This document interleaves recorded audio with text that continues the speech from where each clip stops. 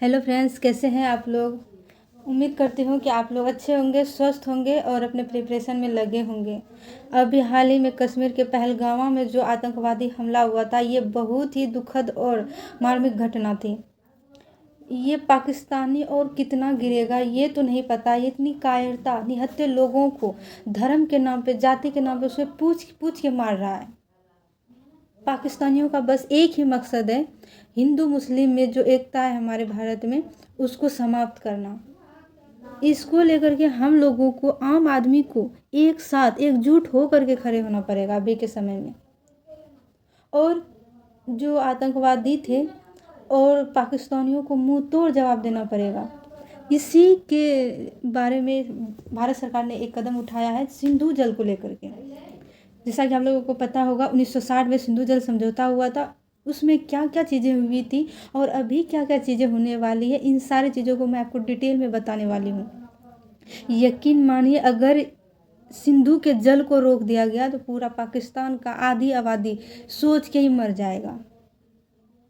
मैं आपको ये सारी चीज़ें अच्छे से समझाने वाली हूँ, तो वीडियो में शुरू से अंत तक जरूर बने रहिएगा। और इसके बाद आपको पता चलेगा कि सिंधु जल को किस तरीके से रोका जाएगा और इसका क्या परिणाम निकलेगा। ये सारी चीज़ें मैं आपको इस वीडियो में बताने वाली हूँ। ये वीडियो मुश्किल से 5 से 10 मिनट का होने वाला है, लेकिन कि आपको बहुत सारी चीज़ें इस वीडियो में सीखने के लिए मिलेगा। तो वीडियो को बिना कोई स्किप किए कंटिन्यू देखते रहिए। चलिए फ्रेंड्स, सबसे पहले सिंधु नदी किस तरीके से चीन से भारत और भारत के बाद पाकिस्तान में जाती है, इन सारी चीज़ों को मैं आपको एक डायग्राम के थ्रू समझाती हूँ। डायग्राम लेने का मेरा एक ही उद्देश्य है कि आपको अच्छे से चीज़ें समझ में आएगी। जैसा कि आप लोगों को डायग्राम में दिख रहा होगा कि ये पूरी के पूरी सिंधु नदी तंत्र है। सिंधु नदी किस तरीके से चीन से भारत, उसके बाद पाकिस्तान में जाती है, इन सारी चीज़ों को मैं डायग्राम के थ्रू आपके सामने लेकर के आई हूँ, ताकि आपको अच्छे से समझ में आ सके और कोई भी कन्फ्यूजन नहीं रहना है। अगर मैं बता रही हूँ तो इसका मतलब एक भी कन्फ्यूजन नहीं रहना चाहिए। तो मेरी बातों को ध्यान से समझने का कोशिश कीजिएगा, ठीक है। देखिए, एक एक करके बात करते हैं। तो सबसे पहले बात कर लेते हैं सिंधु नदी के बारे में। सिंधु नदी कहाँ से निकलती है और किस तरीके से भारत से होते हुए पाकिस्तान जाती है। यहाँ पे देखिए सिंधु नदी, ये रही सिंधु नदी। यहाँ से भारत से फिर ये इस तरीके से पाकिस्तान में जाते हुए अरब सागर में गिर जाती है, ठीक है। ये हमारे पूरी की पूरी सिंधु नदी तंत्र है। इस तरीके से अरब सागर में गिरती है। सबसे पहले बात कर लेते हैं सिंधु नदी का ओरिजिन पॉइंट क्या है, कहाँ से ये निकलती है सिंधु नदी। सिंधु नदी चेमा युंगडुंग ग्लेशियर, जो कि तिब्बत के चेमा युंगडुंग ग्लेशियर से निकलती है और फिर दम चौक से होते हुए भारत में प्रवेश करती है। और फिर भारत से होते हुए चिल्लास से, भारत का जो आखिरी पॉइंट है चिल्लास में, ये पाकिस्तान में प्रवेश करती है। और फिर यहाँ से होते हुए मिथानकोट में अन्य सहायक नदियों आकर सिंधु नदी से मिलती है, उसके बाद अरब सागर में गिरती है। यहाँ पे आप लोग ध्यान दीजिएगा, ये एग्जाम के दृष्टि से भी काफ़ी महत्वपूर्ण हो जाता है कि कौन कौन सी नदियाँ सिंधु नदी की सहायक नदी है। सबसे पहले बात कर लेते हैं चेनाब नदी, सतलज नदी, व्यास नदी, रावी नदी और झेलम नदी।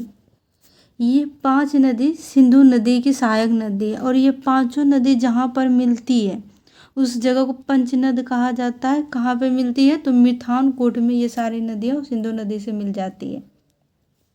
इतनी सारी चीज़ें आपको समझ में आ गया होगा, उम्मीद है। और ये जो आपको दिख रहा है इंदिरा गांधी नहर, ये इंदिरा गांधी नहर भी बना है कहाँ पे, तो सतलज और व्यास नदी जहाँ पे मिलती है उस जगह पे इंदिरा गांधी नहर बना है, ताकि सतलज का पानी और व्यास का पानी पाकिस्तान में ना जा सके, इसलिए यहाँ पे नहर बनाया गया है। और ये इंदिरा गांधी नहर के माध्यम से ये जो पानी है ये राजस्थान में भेजा जाता है।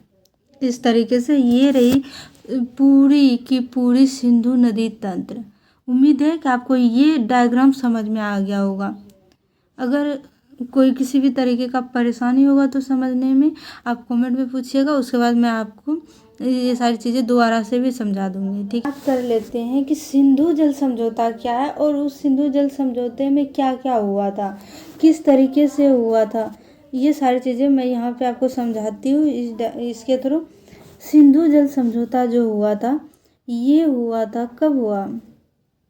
सिंधु जल समझौता 9 सितंबर 1960 को हुआ था। किन दो देशों के बीच हुआ था? भारत और पाकिस्तान के बीच। भारत के और पाकिस्तान के जो भारत से कौन थे? पंडित जवाहरलाल नेहरू पीएम थे, और पाकिस्तान का राष्ट्रपति फील्ड मार्शल अयूब खान। इन दोनों ने सिंधु जल समझौते पे जो हस्ताक्षर किया था 19 सितंबर 1960 को हस्ताक्षर किया था। इसी के तहत था कि 80% जल, सिंधु नदी का 80% जल पाकिस्तान को दिया जाएगा और 20% जल जो है भारत को मिलेगा। इस तरीके से सिंधु जल समझौता थी। सीधे सीधे आप समझिए तो सिंधु समझौता जो है, सिंधु जल समझौता 19 सितंबर 1960 को हुआ था भारत और पाकिस्तान के बीच। भारत से प्रधानमंत्री जवाहरलाल नेहरू और पाकिस्तान की तरफ से राष्ट्रपति फील्ड मार्शल अयूब खान ने हस्ताक्षर किए थे, जिसके तहत 80% जल पाकिस्तान को और 20% जल भारत को दिया जाना था। यही थी हमारी सिंधु जल समझौता, और सरकार ने इसी समझौते को रद्द करने की बात की है।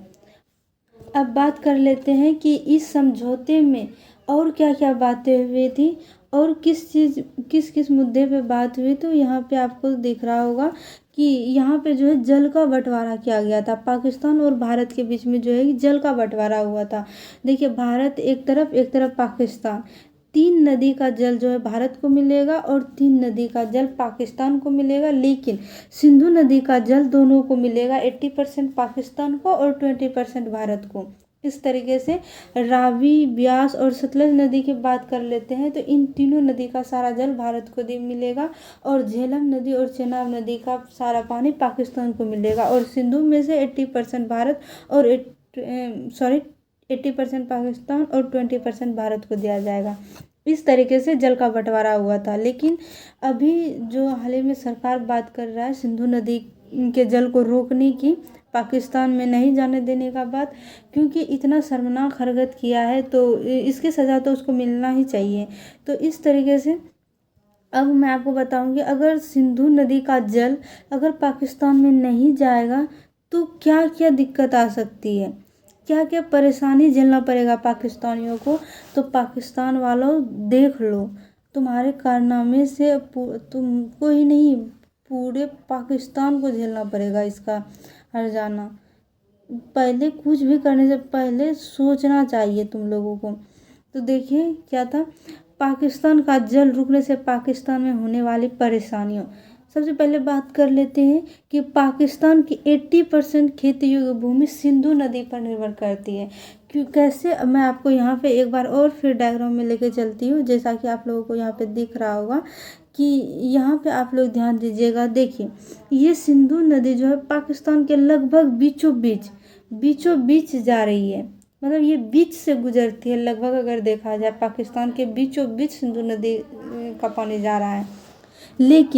लेकिन अगर यहाँ पे ध्यान दीजिएगा, मैं यहाँ पे थोड़ा इरेज कर लेती हूँ ताकि आपको अच्छे से समझ में आ जाए। हाँ, ये हो गया। अगर देखिए, अगर सरकार क्या सोच रही है, अगर यहाँ पे ही डैम बना के सिंधु नदी के पानी को रोक लिया जाए, अगर यहाँ पे डैम बना के सिंधु पानी को रोक लिया जाए, पाकिस्तान के बीचों बीच जो नदी जा रही थी सिंधु नदी का पानी, वो नहीं जा पाएगा।